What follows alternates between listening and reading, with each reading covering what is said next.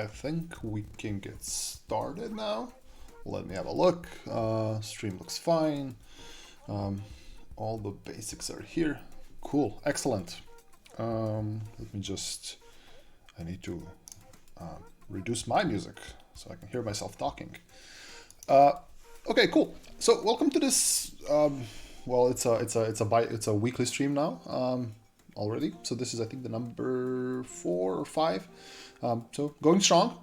Welcome to my stream on. Well, we're gonna try to create serverless application today with CDK. So with AWS CDK. So that's gonna be our goal of today. So nothing too deep. So if you are a serverless expert, this may be new for you if we talk about CDK. But mostly it's going to be focused around how can we, from scratch, create a simple API serverless application running on, Lambda and with API Gateway and some DynamoDB stuff. So again, like last time, it's going to be a bit of exploratory. I do have some code prepared, so I don't have to, you don't have to see me type. So yeah, like always, let's get started and see what happens. So the goal is to use AWS CDK. Now, what is CDK? CDK is Cloud Development Kit. So it's in one of our offerings, a framework for infrastructure as code. It allows you basically to write your infrastructure as a piece of code in a generic language. So it supports Python, JavaScript, and TypeScript. It supports Java and .NET, and it allows you to use those programming languages to define your infrastructure, so your Lambda scripts, your DynamoDB tables, your API gateways, your whatever you would like on AWS. And today we're going to be focusing on creating serverless components and how CDK can make it easy for us to kind of wrap them all together. When it comes to permissions, when it comes to creating and updating code, it's going to be pretty easy. So I'm going to be running most of my stuff from the terminal. So hopefully this terminal is, large enough. So I think the size of the font should be okay, I guess, right? So what I've done here is I actually created a directory called stream, blah, blah, blah. So in this directory, it's empty, right? So the first thing we would need to do is create our application. And again, when we talk about serverless application, this means that we are running an application that its platform is actually, serverless. So it doesn't use a proper compute platform. It uses, it doesn't use EC2 instances, it uses virtual machines. Computers still exist, right? There is some servers in the backend, but it's mostly quite, limited. It's in the terms of functions. It's something that's not tangible. The operational model is much different. Also, I'm testing out my new lighting here, so it's a bit more bright, I would say. And it's the middle of the day in Germany, right? It's 4 o'clock. All right. So when starting with CDK, first of all, you need to have CDK installed. I haven't CDK installed here, but to install it, we use npm or Node Package Manager, npm install-g aws-cdk. So this in itself should install CDK, the latest version. I currently have it running already, so it's just going to go through this and nothing's going to happen. So yeah, see, it's updated. The latest one is 1.30. This actually happened recently. So hello there, Mr. Pentrexel. Then once we have CDK installed, we need to initialize the CDK application. So what we can do is cdk init app, and then I'm going to be using TypeScript, not because I'm an expert in TypeScript, but basically TypeScript is a language I most use with CDK, so I kind of got into it already. So, but again, there's options to do things such as Python, and you can do again Node, pure JavaScript if you want. You can do also .NET and C#. Sorry, no, .NET and Java. Yes. Okay, CDK init app. That's it. So this should basically initialize. It should create this framework. So is there TypeScript versus Python in terms of features and support? Is there any difference?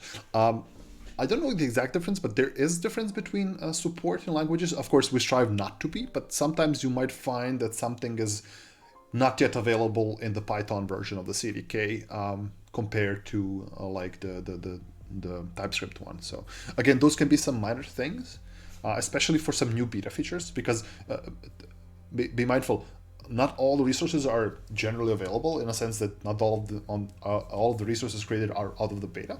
So some of the resource properties or features are in some sort of a beta version of CDK. So those might not show up in Python. But again, I cannot be 100% sure of what is not available. So, but yeah, there should be some differences. I think most people do it in TypeScript because I think it launched with TypeScript, if I remember. But yeah, I'm a Python fan myself, but I kind of get used to it doing it in TypeScript because a lot of examples are out there in TypeScript. So, and I learned from examples, so it's easier to pick up. Okay, so we have created our application here in CDK, and it has basically created a whole bunch of things and told us, hey, these commands you should run, to build, to watch, test, and deploy, and that's etc. etc. So Doug asks, one thing that I have been wondering about is the initial naming of the project. Is it the best to do it with a name or change the directory? Well, so to be fair, I kind of just try to keep the name directory structure as the name of a project I would like to. So right now, if I would do CDK ls, it should show if it exists. I believe yes, stream serverless with CDK stack. So it takes this directory name where I'm right now and kind of converts it to a name. Again, you can change this. It doesn't really matter. You can go later on and modify your files. But this is kind of with the init. This kind of generates all the things. And also, running init is not necessary. So you can do all of this without init. Absolutely. You can have your own boilerplate code and just copy it and use it. So CDK init is just a quality of life tool or feature that just generates all the things for you. So it's really up to you. All right, so I have a bunch of things here, right? I hope it's fine that I do it through the terminal and not through a proper, let's say, different kind of text editor. I kind of get used to this. So, but again, we're going to be focusing on a few files. We're going to be focusing on our stack file just initially, so we can define some things. We're going to be mostly working in the library directory, where our libraries or our constructs sit in. And we're also going to be just creating another directory for Lambda scripts. So that's going to be some additional thing here. Okay, before we start, here's one of the best practices I can give you. Initially, when you create CDK or when you run CDK deploy will take the local environment variable, so such as your for the AWS CLI, your AWS region, right? So it will take the AWS region value from your AWS CLI installation locally, and that's sometimes can be difficult, especially if you want to deploy it through some pipelines. That environment variable might not be set. So it's best that we set some environment variables or some parameters, such as region, within the stack itself. So let's just open up Vim and go to bin, and there's a file, stream serverless with cdk.ts. Again, these are all TypeScript files, and this is something we're going to be editing here. If you can see on this line, line number 7, this is where we actually create our app, or we create the stack, right? So we want to pass it some parameters here, right? We want to pass it an environment parameter. Let me just do this and then like that. Cool. So passing it the env parameter or environmental parameters, right? Like I'll do it like that and then that. And pass it region EU -west -1 dash bit, right? So right now we have passed the region for this application. So if when I run CDK deploy, it's gonna automatically deploy the stack to that region, right? So I don't have to worry about is this something that I have defined in my local environment variables or in my pipeline. I can just do it directly from here. All right, save that, and let's open up a little tab like this, and let's run npm run build. Right, when you run npm run build, it's gonna basically it's gonna just compile TypeScript to JavaScript. So running this, I hope should be successful. Yes, it's all good. So it's successful. There's nothing has failed. It's all good. we can get started, right? So first things first, let's see what we're going to be using here today. So we're going to be creating a Lambda function. So we need to do something with Lambda. So we need to import the Lambda module from, well, CDK.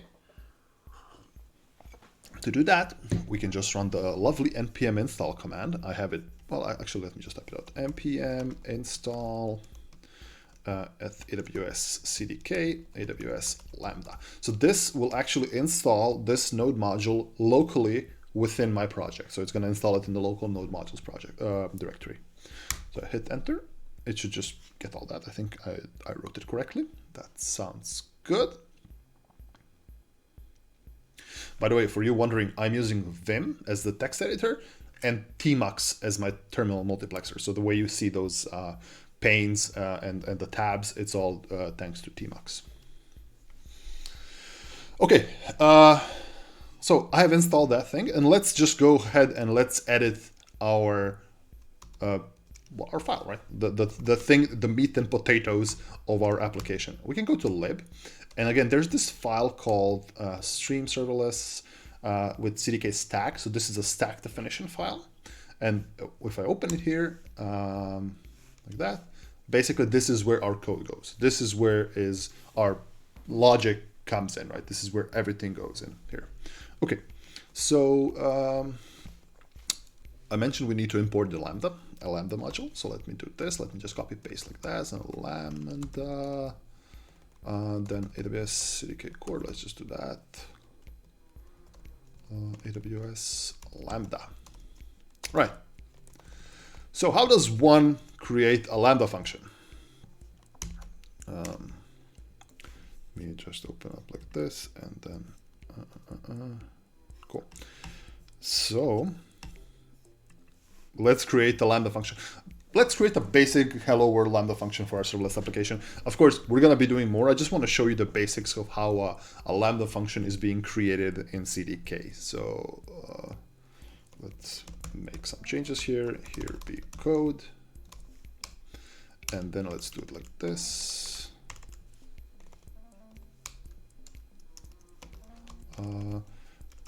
Greeter Lambda. All right. So what we need to do is create a Lambda function. So const, let's call it hello Lambda. And actually, I'm gonna be looking at some piece of code so I don't make things, I don't bust things up. So call it hello Lambda, right? Or you know what? Let's call it welcome Lambda. And how we do it? Well, it's a new Lambda function, right? It's going to be in this scope, right? Within this stack. I'm just going to be the logical name. So it's a hello handler. And let's now, once we have that, we need to give it some properties. So here are some basic properties that you need to give to your Lambda function. I'll just close my parentheses because we don't want to be that person. So first of all, we need to define the runtime. We need to define in what languages our Lambda going to run. So runtime, we are going to use lambda.runtime Node.js, which is the one, yes, 10 X. So again, this can be any of the supported Lambda runtimes, but I'm using this one because my example works in this one. I just don't want to jinx it. Yeah, superstition. Then we have to define some code. So what should we do about the code? So this is where the beauty of CDK comes in, right? So if you ever used to create Lambda functions from CloudFormation, for example, you would have to either put code in line in a massive template or read it from an S3 bucket. So what we're going to do here is actually read the code off disk. So we're going to create a directory that's going to contain our Lambda function. And basically, we're just going to pull it down from there. So let's do it like this. Let me create lambda.code. And we're going to take it from an asset. So we're basically creating an asset. Asset like that. And the directory we're going to create is lambda. Like that. So this, in essence, this would basically pull the code we tell it to from this directory, from an asset directory called lambda. And last but not least, we need to define a handler. So handler is hello.handler. Now, what is a handler in this case? Basically, it's a file name. So hello is the name of the file of our JavaScript file that we're gonna have in that Lambda directory. So right out of the box, this would basically create a Lambda function on AWS if we would deploy it.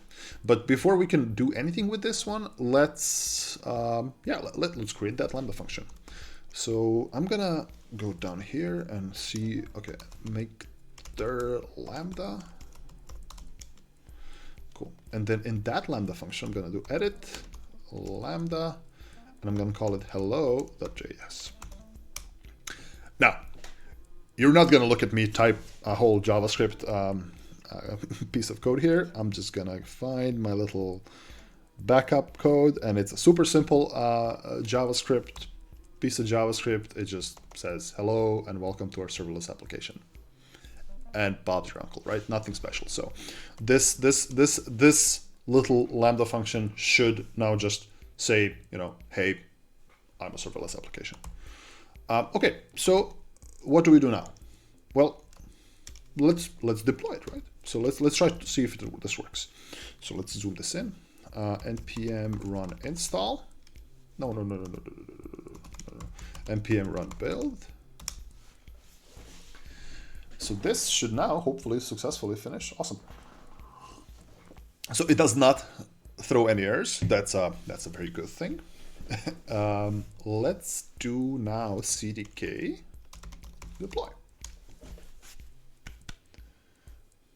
Awesome. So what it says now, it's gonna create some roles, right? So because it needs to create a permission model for a Lambda function, it's gonna say, you know what, these are some statement changes and these are some policy changes this is gonna do, just so you can see here from now. And you can just say, yes, I wish to deploy or not. Now, the magic of CDK, it actually creates a CloudFormation template in the backend now. And I'm gonna show this to you later on. It creates a whole CloudFormation template and deploys that as a CloudFormation chain set. Let me see if I have this. Yes. Okay, cool. So if you see here on my CloudFormation console, you can see that it's creating this CloudFormation CDK stack with all the stuff. So it has created, well, nothing yet, right? So we're still waiting for this to be finished. But in essence, this should create a few things. So let's give it a moment while this is finishing up. So it creates a CloudFormation chain set, and you see it's actually deploying an IAM role. It has created some CDK metadata. It's just some metadata within the template. And at the end of the day, it should create another script. Okay, service role is created. Cool. So it has created a Lambda function, and it has created something else. So if we look here, it has created a Lambda function, IAM role, and some metadata content. If I click on the Lambda function, and you can see here that it shows our Lambda function. There you go. Simple as that. So this is all it took to launch a Lambda function. And we have our first start to our serverless application. But now, I mean, what can we do with this Lambda function? I mean, it's just hello world. I mean, we can maybe just execute it with a sample test. I don't know, like you can just do this and say, yeah, test, create the test, and then test the test, and it should just maybe spit out something. Hey, you know, hello and welcome to our serverless application. That's not quite useful, right? We want to have this invocable, right? We want to invoke this thing. So what are the things we need to invoke a Lambda function from, well, in our serverless application? What is the thing that people mostly, you know, you can directly invoke this using our API and all that stuff, but the best approach here would be that we create an API gateway. So an API gateway is an AWS service that, well, provides you with a fully managed API gateway. And what we're going to be doing is we're going to be making API calls, get API calls to that API gateway, and that API gateway is going to be basically invoking that Lambda function and returning something. So it serves as this in between point between you and your Lambda functions. So let's do that.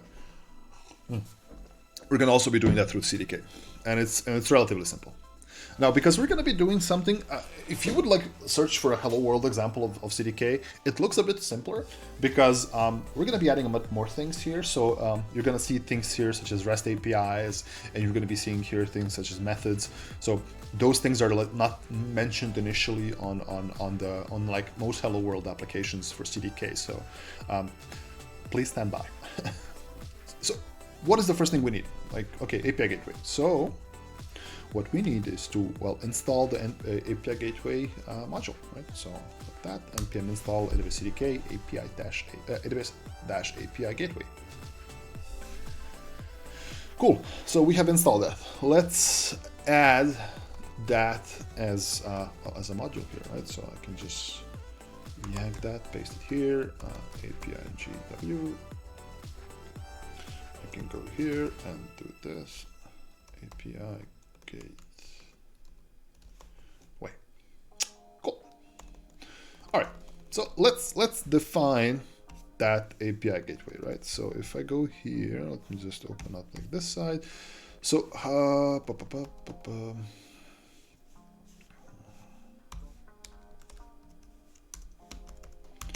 our first. Cool. Let's do it like that, and then let's create an API gateway. Let's create an API gateway for, well, an API gateway, right?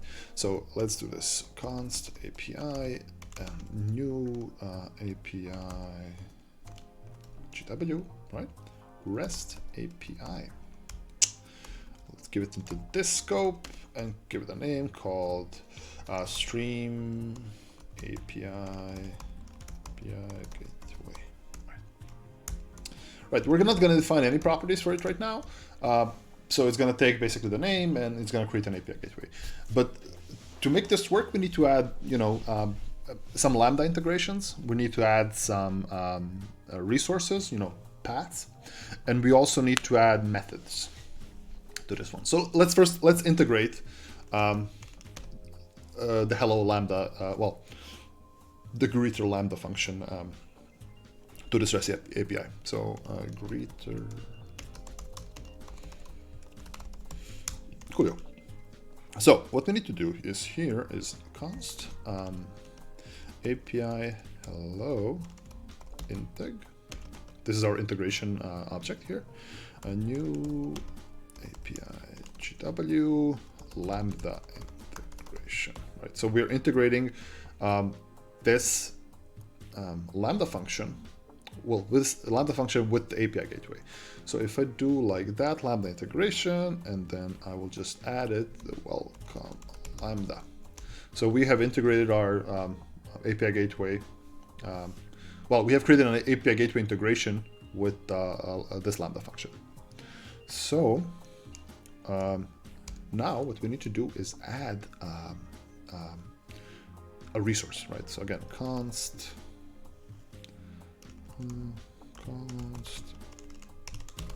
API hello equals API. So we're referencing the API we created before. Root add resource, and then let's just add the hello resource. Now the resource here is that when you do a slash something, that something is the resource hello. So we can go to our API gateway URL and slash something or slash hello will be that resource. And ultimately what we need to do is now add a method. So if I go API hello dot add method, I will add a get method here because we're just going to be using a get method here. And I will do API hello integ. So what this in essence says here is that on this API hello resource, we have added a method, get method, that invokes a Lambda function through this Lambda integration here, right? So once I've done this and save it like that, and I can do, let's just zoom this in, npm run build. Let's see, hopefully I tapped everything okay. I did not. API resourcer. API resource. Add resource. Okay. Did I save this thing? I don't know. It's all live here, folks. Have people telling me, how can you do a live stream like that? I mean, I prepare myself, of course. I don't go in this too blind yet. But yeah. Regarding error handling, an example might be a throttling or permissions are creating API gateway. Would you tend to let CloudFormation fail the create update or try to handle it in your CDK code? So here's the thing. When we talk about error handling when it comes to throttling or permissions when it comes to creating, you need to let CloudFormation do that, because CDK unfortunately cannot try that, because CDK will struggle. I mean, CDK just basically passes on a CloudFormation change set.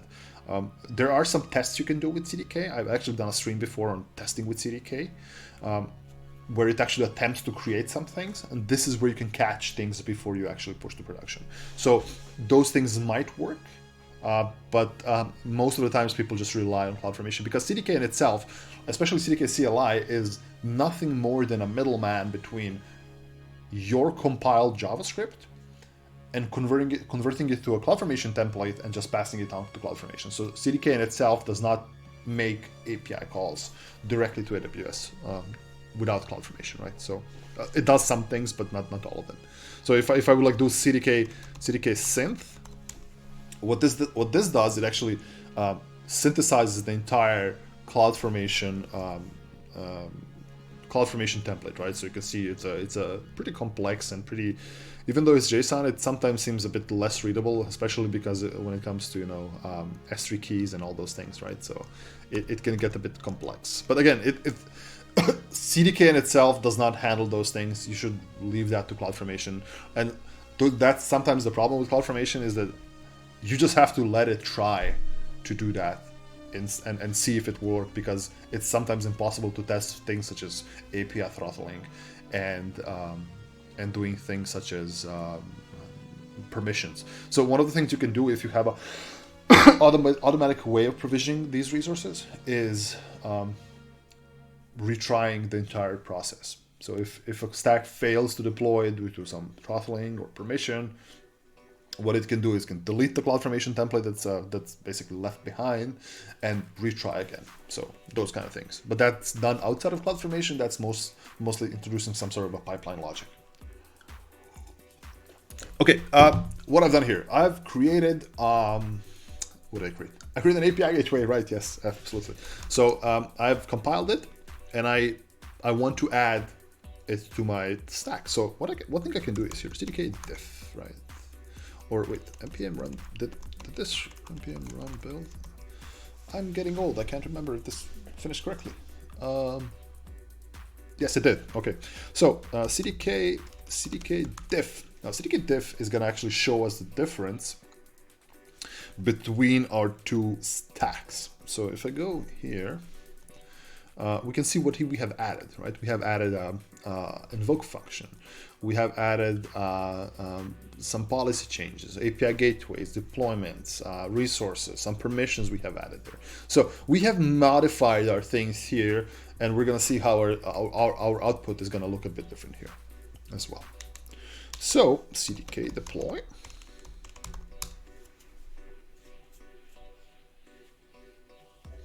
Do you wish to deploy? Absolutely. I apologize.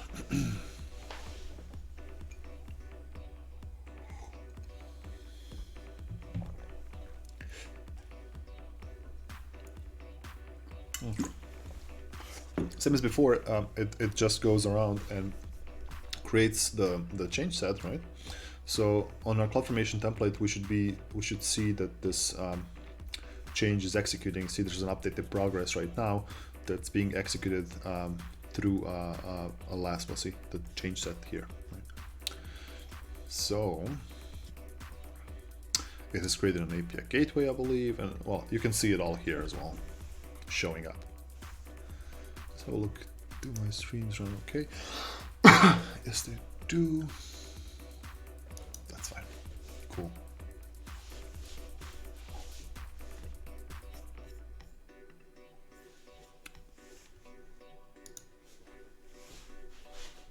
Awesome. So it has finished, right? So we have finished our, let me just move my face away. So we have finished our basically the deployment of an API gateway now. So we actually got returned an API gateway.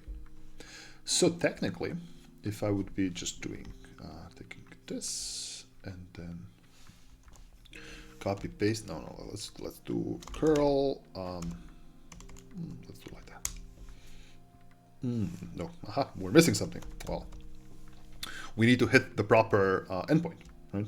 We need to add the proper method here, and that's it. So you can see here, hello and welcome to our serverless application. So I've been able to invoke that Lambda function.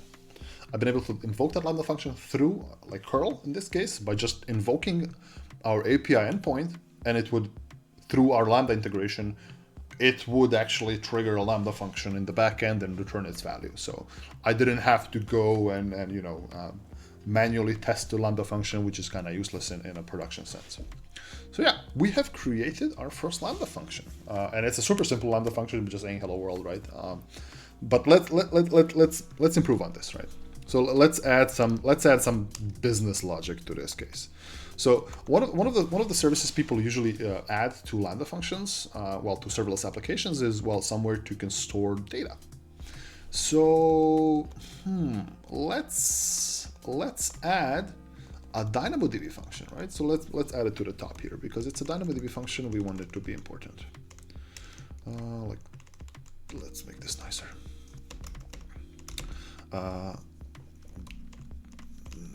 The DynamoDB, right?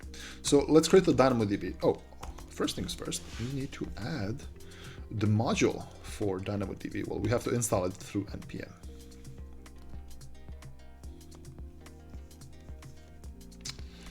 Like that.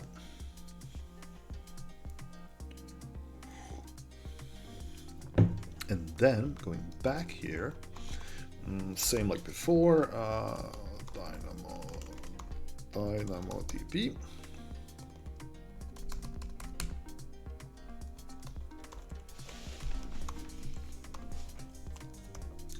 Okay, so we have imported DynamoDB.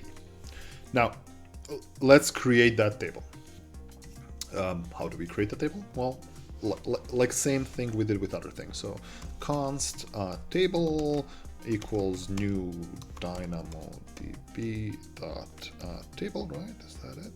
Let me have a look at my code. DynamoDB table, yes. Within this, I'll give it a name. I'll call it. We're gonna be adding some people, some let's say people information. So let's call it people. And then let's do some options. We want to do some things here that are gonna, we're gonna give some property to our database, to our DynamoDB table in this case. And DynamoDB, for those of you who do not know, is our NoSQL key value stored database. It's super fast for a lot of reads and writes for those kind of things. It's a non-relational database, so it's a bit of a different approach than something you would use in like SQL or Postgres. So, but in this case, as we're talking serverless, we're going to be using this one. So let's add partition key, right? So we're gonna basically, it's like an ID index partition key for our table. I'll add the partition key called. We're gonna name it name. And that's a bit confusing, but yeah, it's the name of our partition key is name, because we're going to be using the name of a customer in this case. Not the best way to do it. I've never said that my application is great. I just say it works. So, and then the type of this key would be what is the name? DynamoDB. Actually, it's not in quotes. It's an object. DynamoDB dot attribute type string, right? So it's a simple string, and yeah, we're gonna be using that. Did I use the proper thing? Yes, I did. And finally, I'm just gonna add a name to my table. This is also not the not the ideal thing you should do by adding names directly. Usually names should be kind of auto-generated, but I'm just for the sake of simplicity here, I'm just gonna add a name. Table name. Stream users table. Cool. So basically now, if I would save my file and run npm run build and cross my fingers that I did everything okay, and I did.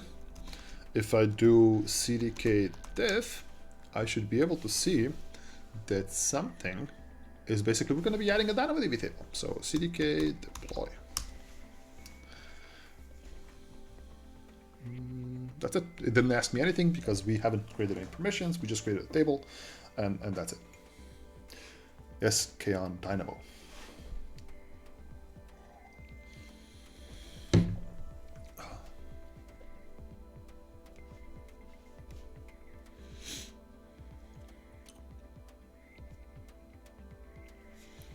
I'm trying to mix when I do these topics. I try to mix between, a bit more beginner friendly, some things like this, or to a bit more advanced things such as testing CDK. So I know the audience on Twitch is a bit different, right? It's you would get people who are trying to learn new things, people who are experimenting with new services. So sometimes going to something too deep would be a problem. Well, so here's the thing: when you code on stream, Kaon says he would never, well, he or she would never have the guts to code on stream. You have the opportunity to fail in this case because everybody says, it's live, so it's fine. It's a more of a relaxed atmosphere. This is not a AWS reInvent talk. It's I can fail easily as long as I can bounce back from that failure. It's sometimes fun to see if people fail. That's why we have fail blog. Okay, so we have created our DynamoDB table, and to look at it here, go to DynamoDB. I apologize. So, okay, stream users table. Yeah, it's created. There you go. I have a table now. That's cool. Let's add something to work with the table here, and let's write to that table. So first of the thing, we're gonna have to create a new Lambda function that's gonna write to DynamoDB. And I have an example here. Actually, let's first do things. Let's create a new Lambda function for these kind of things. I want to just move things around a bit in my code so it looks nicer, so I can more easily copy and paste things. I agree with Doug here. It's good to see if people fail on stream because, well, you can learn from myself making mistakes. I still have not done like a fully blind stream in the sense that I would just jump on a stream and do things randomly, because looking at me Googling stuff would not be too interesting for a lot of people, at least not yet.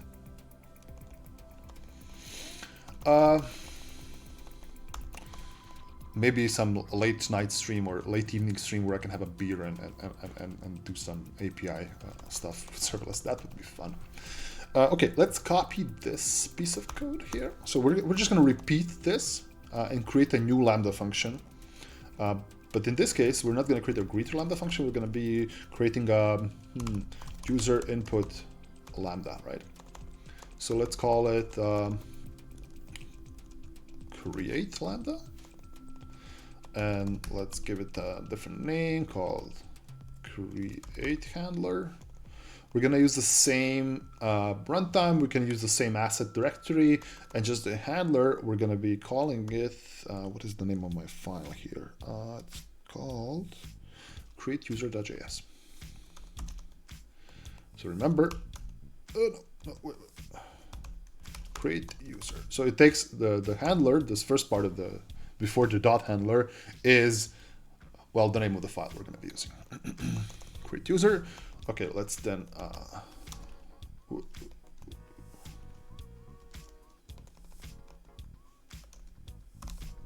user input Lambda integration. Let's make some changes here. API create integration. Let's add the create Lambda here, right?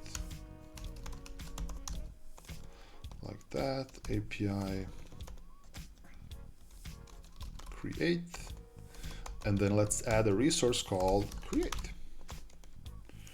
All right, and then API create. I'll add a method, and we're going to be using post here because we're going to be posting some information to it, and we're going to be calling it API create integ. Cool. Now we have created our Lambda function within CDK, and let's just now, well, let's create a Lambda function in itself. So I can edit Lambda and call the file create user.js. Cool. Let me just copy paste this piece of code here, like that. Okay, I'll explain what this code does, right? So again, this code I shamelessly riffed off somebody. I made some changes from my own end. So yeah. Oh yeah, absolutely. I agree. Not having to obsess about connection pools. Yeah, it's basically just an API call to DynamoDB. Absolutely. Again, DynamoDB tables or NoSQL tables are depending on what your use case, but they can be amazing, right? So they can be super great for these kind of things if you don't have to care about relations. So here's my Lambda function. This is actual JavaScript code that, well, first I kind of set the region. I make a DynamoDB object from our AWS SDK. Then I kind of take the handler stuff. So I take the event. I take the table name. I actually pass the table name in my post request. So when I make a post request to this API, I pass the table name. And then I create a bunch of items. An item is called name, location, and age, and I get all that information from the post request. So it takes the query string parameters from the post request, such as name, location, and age. Then simply here, I use DynamoDB put to add these items to a DynamoDB table. And that's it. That would be it, right? So I can save this thing here, and I can try, let's do this, npm run build, if this would work. Wow. Annoying implementation of it called HTTPS. Things were so simpler when you just use HTTP and Telnet, right? Yeah. Okay, so it built. So CDK diff. Let's see what CDK is going to create here. Diff.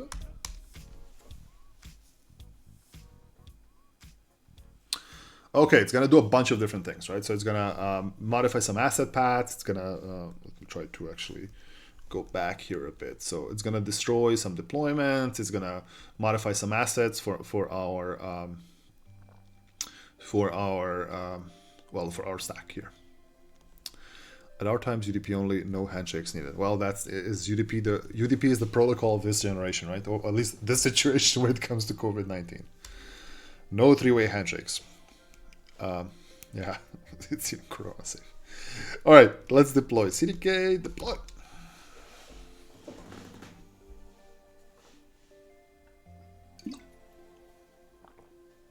Do I want to deploy? Absolutely.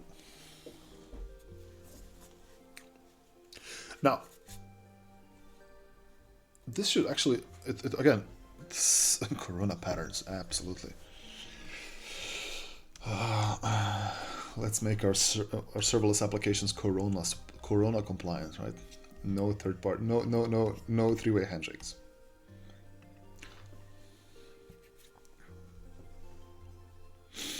Update in progress. So it's going to create a bunch of new resources here as well. And actually, let's have a look here. Well, once this is done, I'm going to show you how this looks from API gateway perspective as well. Once it's done, because I have not shown you API gateway yet, and API gateway is a lot of the times a crucial part of serverless applications, as it kind of ties all the things together. Okay, it has a service role here, etc. All those things. Can I move this like that?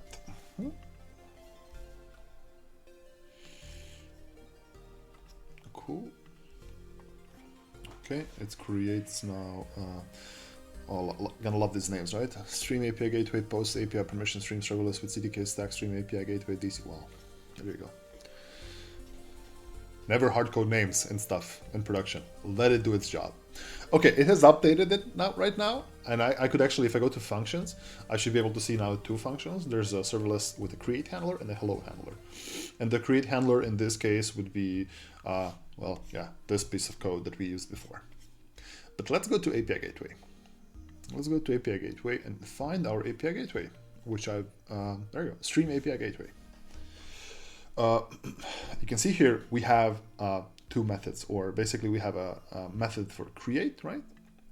Or actually we have two resources, a create resource and a hello resource, which hello resource supports the get method, right? A get method here would be just, I can test it like that and it would return to me, hello and welcome to our serverless application. So the API Gateway testing feature is really great for just a quick and dirty test in this case. And then on the create side, I have the post, and you can see here there's a method request and the integration. This is where we do the Lambda proxy integrations, and it actually goes to a Lambda script directly. And to test it here, what we can do here is we can actually pass some parameters to this Lambda function and look at the output. But let's do that through the command line, right? Let's do that through curl because we are super great, right? One of the things I need is I need the URL of my API Gateway, right? Is it here? Can I? It's always a S. There you go. There's invoke URL. I know. Missing thing. That's fine. So let me just go here and modify this a bit.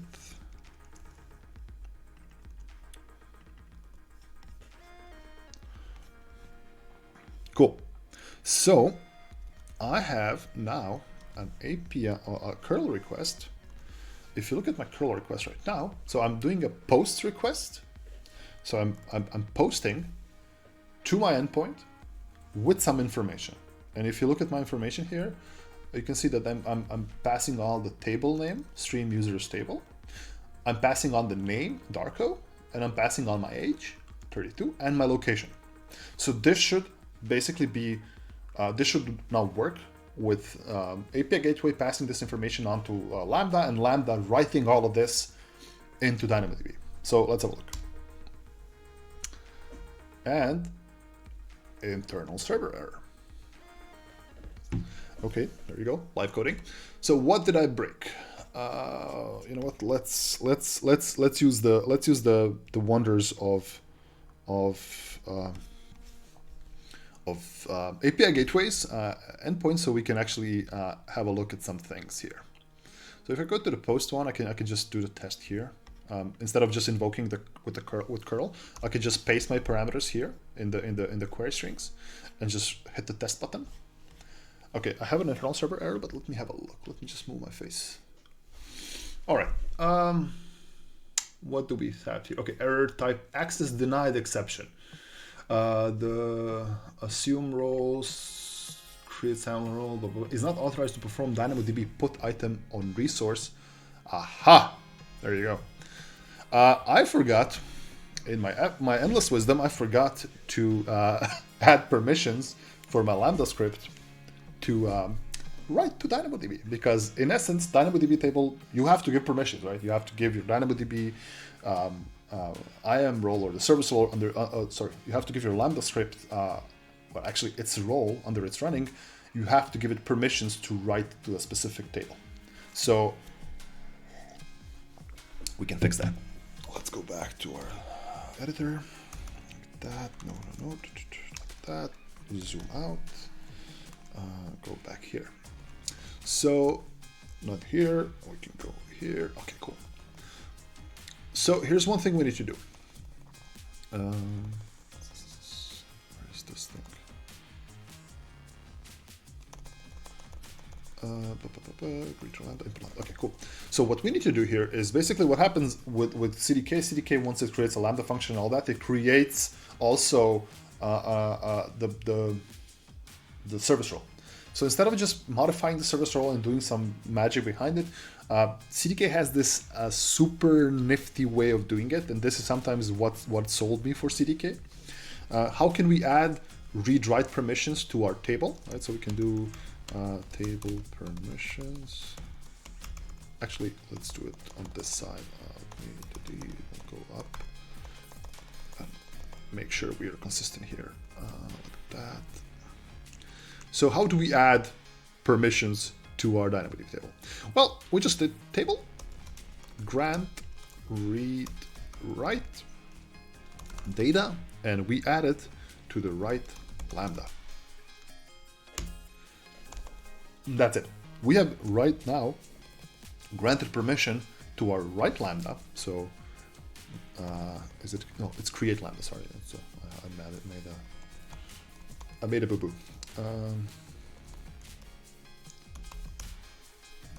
Create lambda. So we have, did I do grant?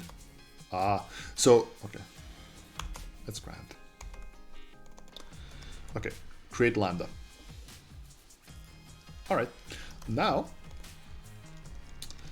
npm run build. Thank you, Arnie.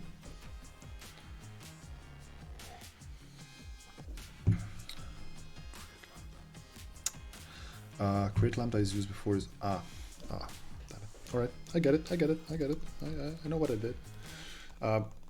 We have added permissions before we have anything invoked. So let's put it on the bottom. It's not as nice. It's not as contained, but yeah, let's do it like this. This should work now.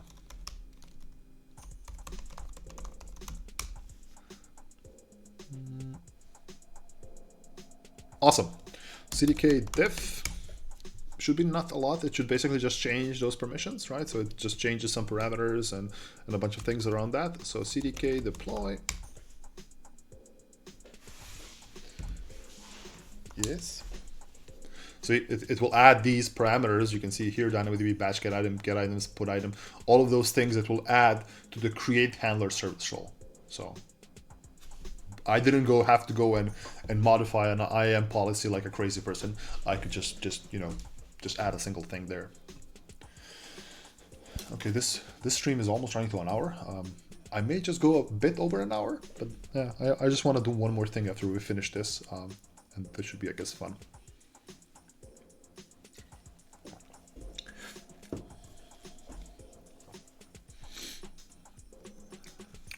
Call permission change set again.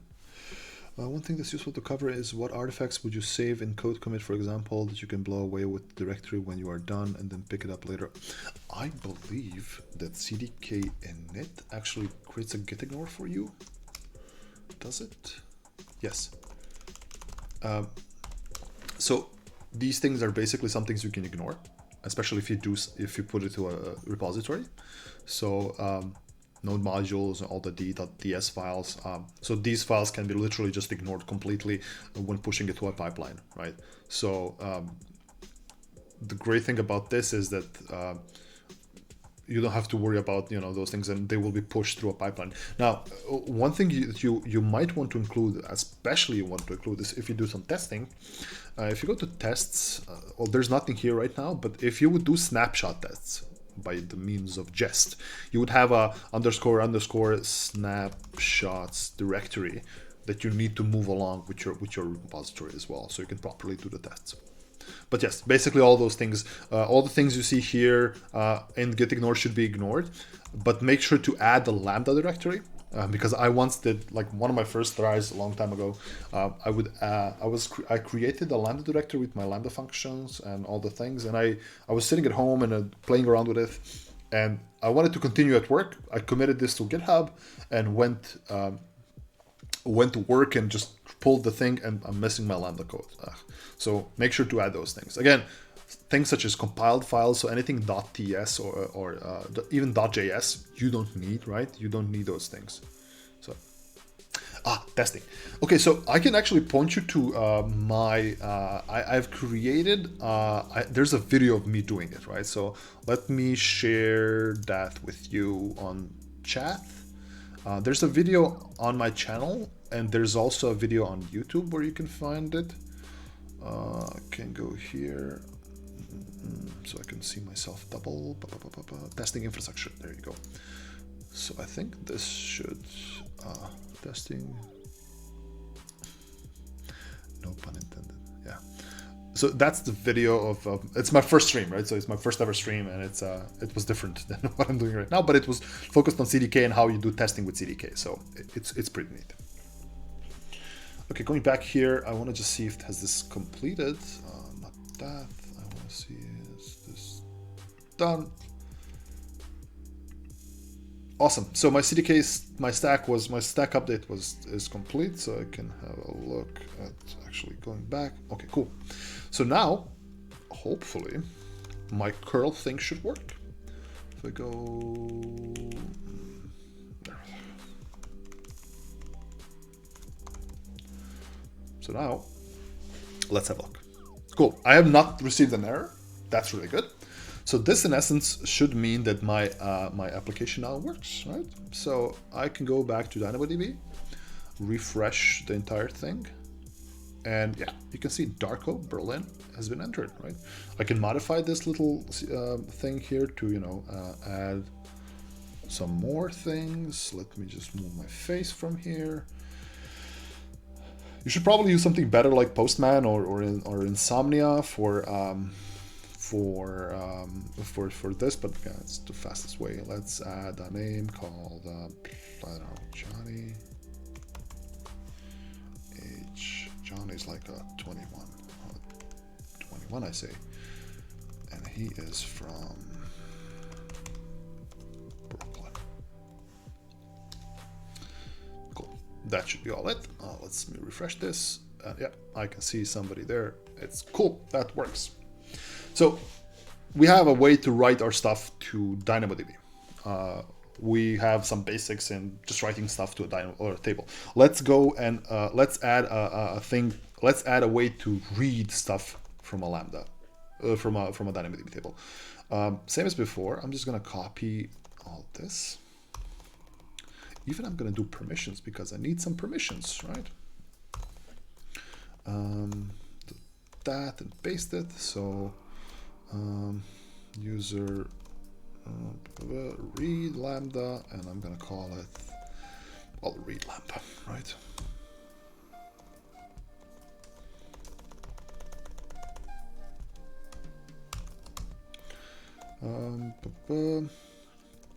That's all fine. Let's call the handler read user, right? Read user JS. Let's do all the integrations. Read integrations. How do we call it? Read lambda, right? Read lambda. Yeah. Read lambda. And then go here. API.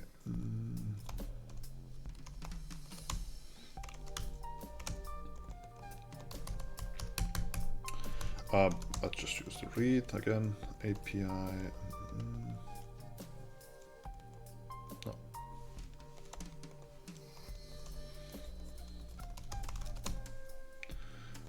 Now, we're not going to use a post method here. We're going to just use get because we're not posting any data to it.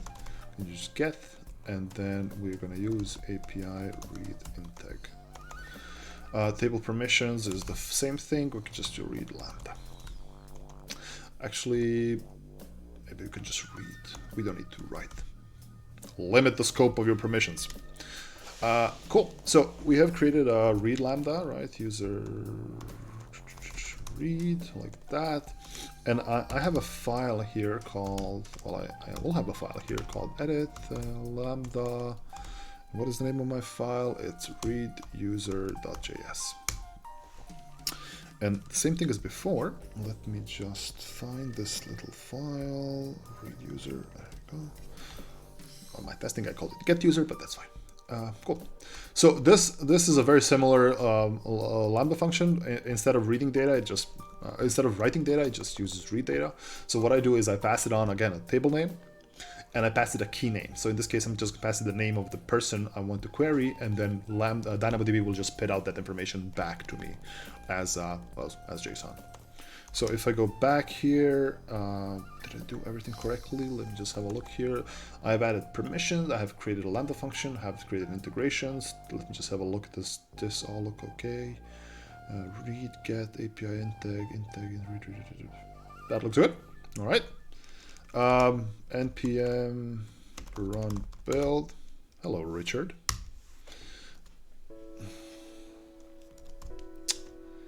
Okay, cool, that works. And no, I want to do Z, that's it.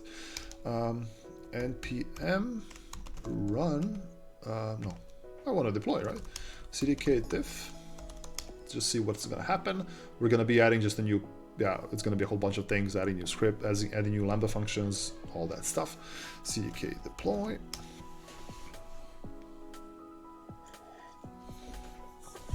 Like that. Again, you see a lot of different things. It will allow get items. You see this part is the read thing we allowed to our Lambda function, or the read permission. And last but not least, let me just I'll just need to modify my curl thing here, like that. What did we call it? We called it read, yes, read, and then table, and I'll just give it a name. Cool. So let's wait for this thing to finish.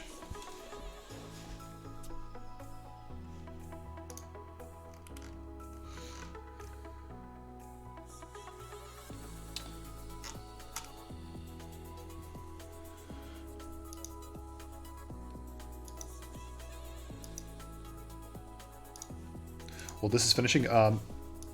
If anybody has any ideas or suggestions what they would like to hear from me next on a stream, and again, this stream I have a kind of schedule. I do it on Tuesdays and Thursdays, so unless something else is happening in that time, but most of the time it should be okay.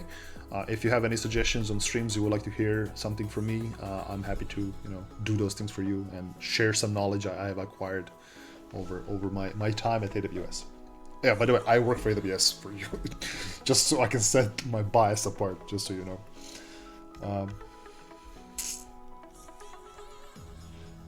Cool, it's creating a Lambda permission. All right, cool.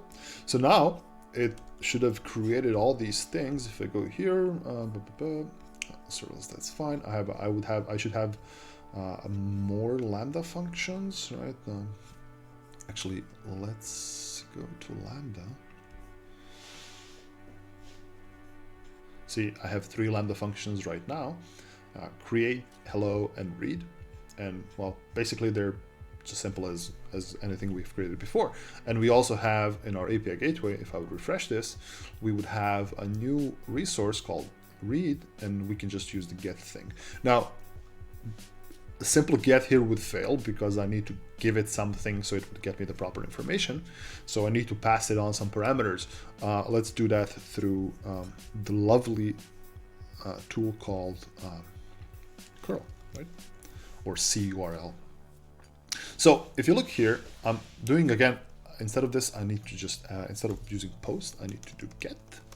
So I'm doing a curl get, and I'm passing on, I'm going to the read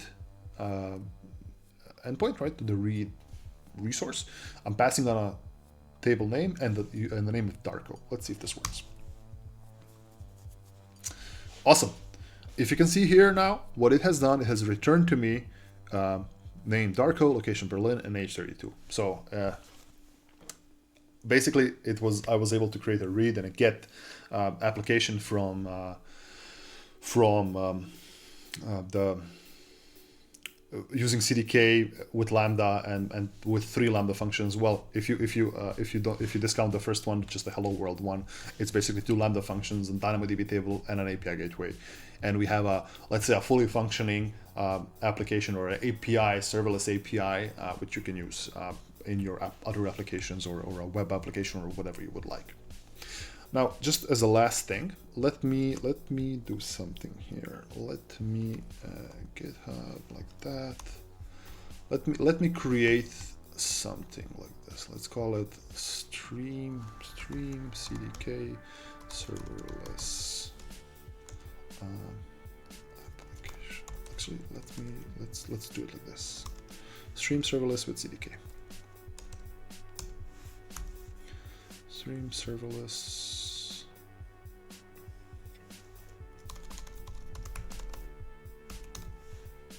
Is that okay? Awesome. I will not here be CDK.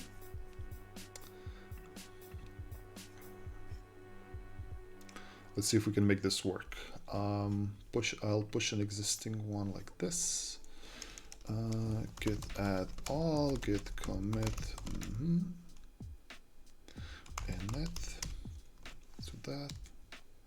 Let's see if this works. Awesome. So now, if I refresh this, cool. Aha, you're just missing my lambdas. Git add lambda.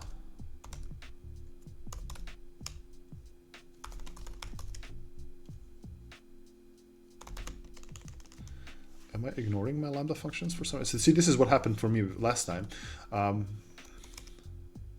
Git add lambda. No, git status. There's nothing to commit. Then git. Am I adding?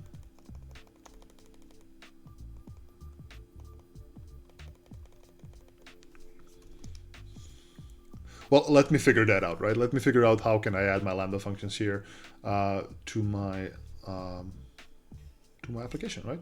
So, and this GitHub is now publicly available, and you all can have a look here. Can I just go? Let me just try to do it here, and then GitHub. Am I logged into this one? I am. So stream serverless with CDK. Awesome. Copy, and I'll paste this thing here like that, and I'll just Twitch CDK. More Cognito using auth CDK resource to share between multiple microservices. Okay, cool. I can have a look. Goran has an idea that I can do more Cognito with using Cognito with CDK, and how can you share resources between multiple microservices. So I can explain that. Maybe we can do that next time on one of my next streams of doing a bit more advanced CDK, especially when it comes to things such as Cognito and sharing resources between different CDK applications, which is perfectly possible, as you can import those resources between different things. So stay tuned for that. Definitely I will have a look at doing that on one of my next streams. So once again, I think this is kind of we're getting there. So once again, thank you very much for joining in this, well, now traditional stream, right? I will be back on Thursday. Now the topic for Thursday is going to be something called Cloud Debug. It's one of our features when we do some debugging of our code through Amazon's, through AWS's, what is it called? The toolkit for IDEs. So I'm going to be playing around with that on Thursday. So feel free to check it out. I'm going to be sharing, some extra stuff as well. So check that out on Thursday. I'm gonna be making an announcement on LinkedIn and on Twitter on the exact topic. But yeah, stay tuned for that. And once again, thank you very much for showing up. If you have not had a chance to see this stream entirely, it's going to be recorded as a VOD on Twitch, and I'm going to be also posting it on YouTube, just because it doesn't get removed by Twitch after a while. Thank you very much. Enjoy the rest of your week and stay safe out there. Thank you. Bye-bye.